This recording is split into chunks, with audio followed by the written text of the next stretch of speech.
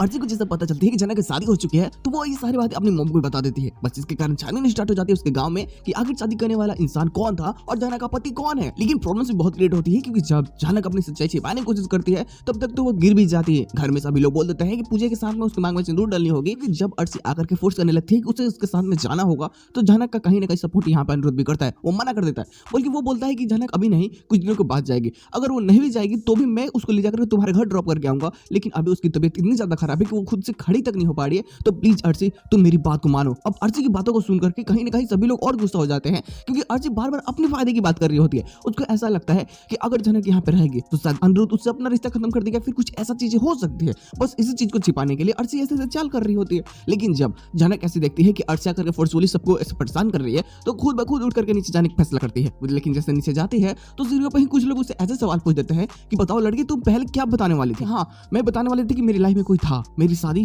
हो चुकी है। अब इतनी बातें सुनने के बाद में अनिरुद्ध को लगता है कि कहीं ये शादी वाली सच्चाई ना बता दे।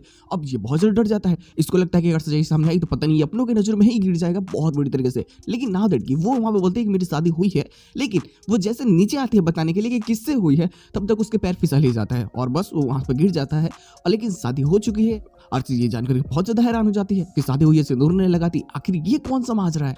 लेकिन जब वो गिरती है तो अनिरुद्ध की जो चिंता होती है उसके लिए वो देखने को मिलती है। वो उसे उठा करके उसके कमरे में लेकर के जाता है और उसका बहुत ज्यादा ख्याल रखता है। खैर अब अर्ची के घर जाना भी उसका मना हो जाता है कि नहीं जाएगी जनक यहाँ से। लेकिन एक पूजा है जिसमें उसके मांग में सिंदूर उसका पति ही डालेगा, तो ये अनिरुद्ध डालेगा। और उसी टाइम पे ऐसा मौका होगा जब अर्ची इन दोनों को देखेगी साथ में एक दूसरे की इतनी केयर करते हुए, तो देखना काफी कॉम्प्लिकेटेड हो जाता है। हालांकि इसके साथ एपिसोड की एंडिंग की जाती है। पोस्ट क्रेडिट में वो जाकर के खुद अपनी मॉम को ये कन्फेस कर देती है कि हाँ माँ, मैंने जानक की शादी हो चुकी है और पता नहीं वो लड़का शायद जानक को छोड़ के चला गया है, वो उसके गांव का ही है।